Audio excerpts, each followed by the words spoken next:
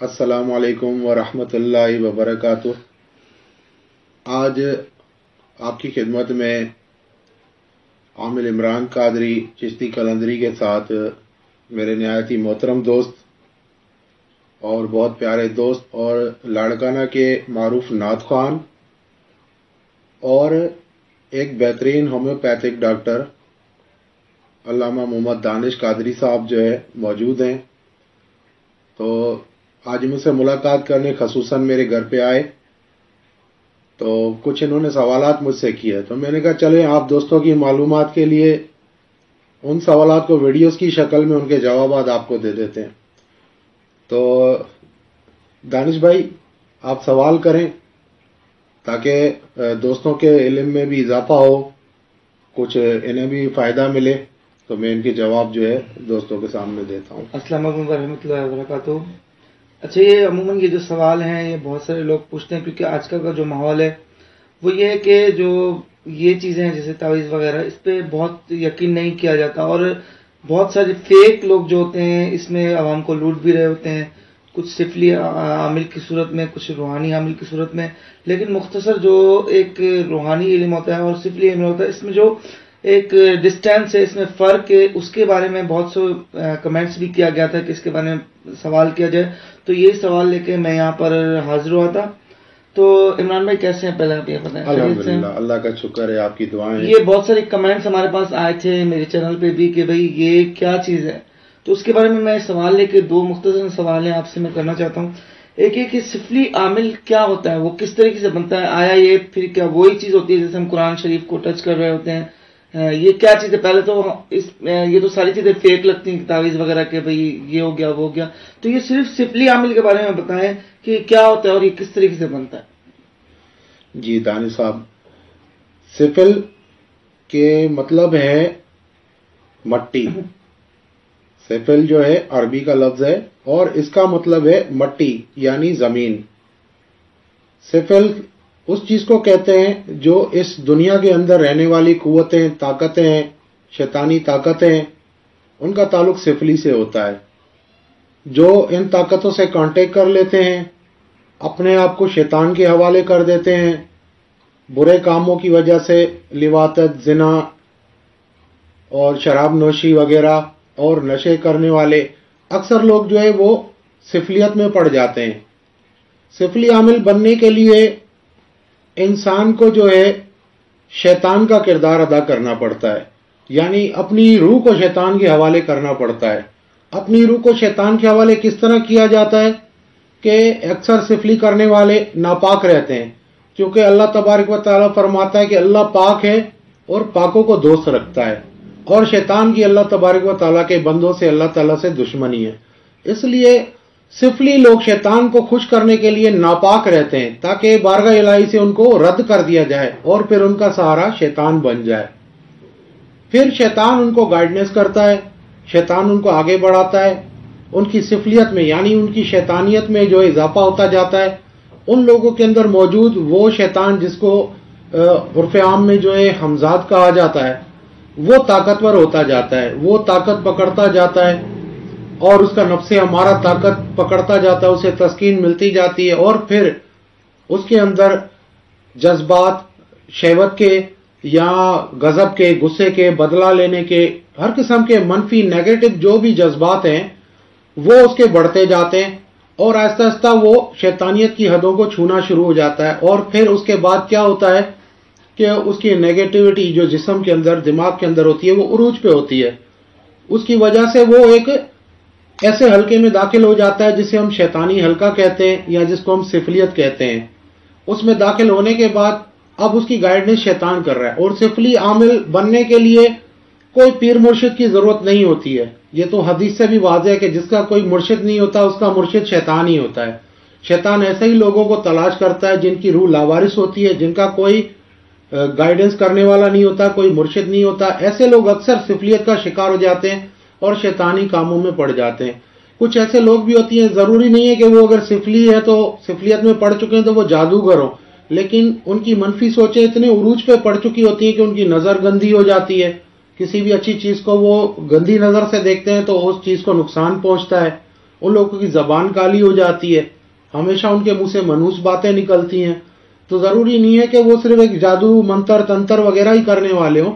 عام طور پہ بھی دیکھا گیا کہ کئی ایسے لوگ ہیں وہ خود سفلیت میں پڑے ہوئے ہوتے ہیں، سفلیت کا شکار ہوتے ہیں، لیکن انہیں اس کا استعمال تو نہیں آتا، لیکن وہ اس کے اندر ڈوب چکے ہوتے ہیں، وہ ایک مکمل شیطان بن چکے ہوتے ہیں اپنے برے افعال کی وجہ سے. تو اس کو کہتے ہیں سفلیت یا سفلی عامل.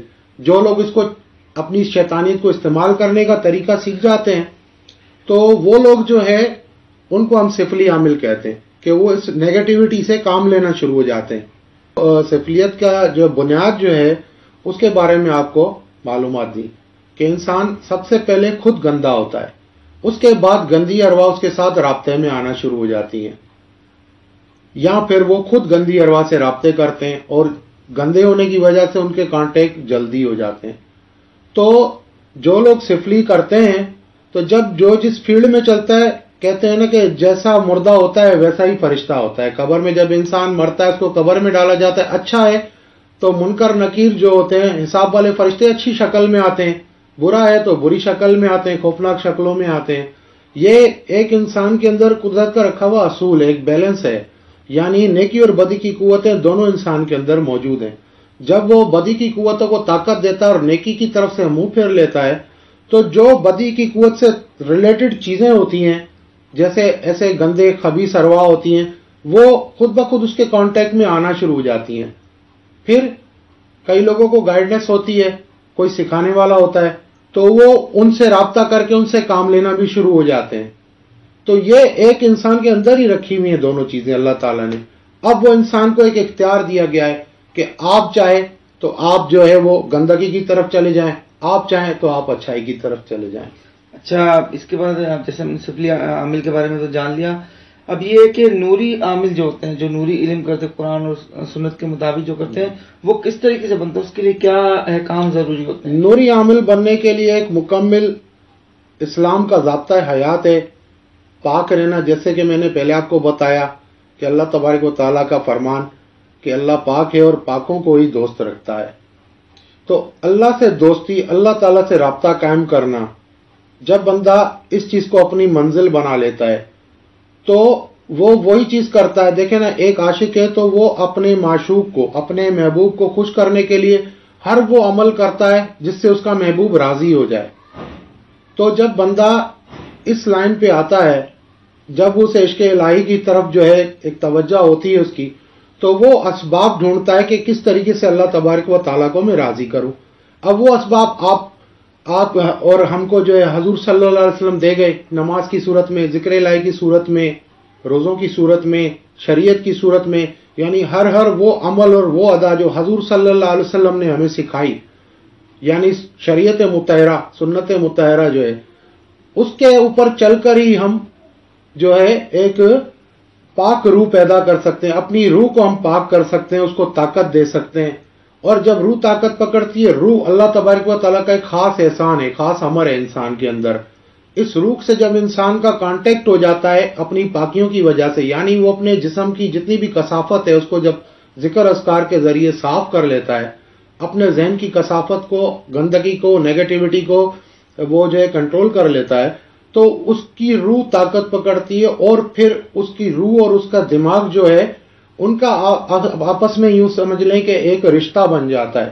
اور پھر وہ روح جو ہے اس کے شعور کو اجاگر کرتی ہے، اس کے دماغ میں روحانی شعور آنا شروع ہوتا ہے اور یہ شعور اس کو آگے لے کر چلتا جاتا ہے اور آخرکار قرب خدا بندی کے جو ہے وہ منصب پہ فائز ہو جاتا ہے، اللہ تبارک و تعالیٰ کا ولی بن جاتا ہے. اللہ تبارک و تعالیٰ اس کی دعائیں قبول کرتا ہے. اور پھر یہ ہوتا ہے کہ یہ عام جو مسائل ہیں، جو لوگوں کے روحانی مسائل ہیں، وہ اس کو سمجھ آنا شروع ہو جاتے ہیں، کیونکہ انسان کا دماغ ایک بند انجن ہے. اس انجن کو آپ چاہیں تو جلا بھی سکتے ہیں، اس انجن کو آپ چاہیں تو چلا بھی سکتے ہیں.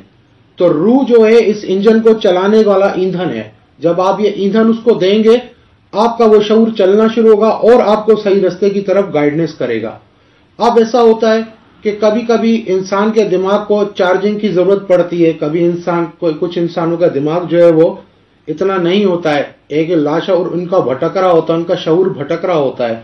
تو کوئی ایسا اللہ کا ولی جو اللہ تک پہنچ ہو، جس کی جو اللہ تبارک و تعالیٰ کا عارف ہو، اللہ تعالیٰ سے محبت رکھنے والا ہو، جس کو روحانیت کی پہچان ہو، تو وہ اس کو گائیڈنس کرتا ہے. اس کو ہم کہتے ہیں پیر، مرشد یا استاد. وہ اس کو اس شعور کے رستوں پہ جو اس کے اصول ہیں ان پہ چلاتا اور ایک منزل مقصود تک پہنچا دیتا ہے. پھر اس بندے کی زبان میں اللہ تبارک و تعالیٰ شفا دیتا ہے، روحانیت دیتا ہے. دیکھیں انسان کے جسم کے اندر جو بھی بیماری پیدا ہوتی ہے یا جو بھی تکلیف آتی ہے، روح کی کمزوری سے آتی ہے. روح انسان کو مکمل طاقت دیتی ہے، اس کی زندگی. روح نکل جائے تو انسان کی زندگی ختم ہے. تو اس روحانی کمزوریوں کو روح جن لطائف کا مجموعہ ہے، جن رنگوں کا مجموعہ ہے، ان کی کمی زیادتی سے انسان کے اندر تغیر و تبدل پیدا ہوتا رہتا ہے. تو وہ جو اللہ کے ولی ہوتے ہیں وہ ان مقامات سے گزر چکے ہوتے ہیں. وہ ایک طالب کو، اپنے شاگرد کو یا مرید کو سمجھتے ہیں کہ اس میں اس چیز کی کمی ہے، ان لطائف کی کمی ہے. تو وہ اس کمی کو پورا کرنے کے لیے اسے ذکر، اذکار اور جو ہے اس راستے سے شناسائی اور اس کو الرٹنگ دیتے رہتے ہیں. اور ان کی باطنی توجہ جو ہوتی ہے، ان کا شعور جو ہوتا ہے اپنے طالب کے شعور کے ساتھ کنیکٹ ہوتا ہے، اور ان لہروں کے کنیکٹ ہونے کی وجہ سے ان کی پازیٹیوٹی بڑھتی جاتی ہے اور ان کی توجہ اور عشق الہی کی طرف بڑھتی جاتی ہے. اس طرح بندہ ایک نوری عامل جس کو کہا جائے، یا اللہ کا نیک بندہ یا اللہ کا ولی جس کو کہا جائے، وہ بن جاتا ہے. چلیے جی، آپ کا بہت بہت شکریہ. آپ نے بہت اچھی ایک انفارمیشن دی. یہ لوگوں کے لیے بھی اچھا ہو گیا کہ وہ جو سپلی عامل ہیں ان کے لیے، اور نوری علم والوں کے لیے بھی اچھا ہو گیا کہ جن کو یہ نالج نہیں تھی کہ کس طریقے سے بنتا ہے، ان تک یہ میسج پہنچ گیا ہمارا.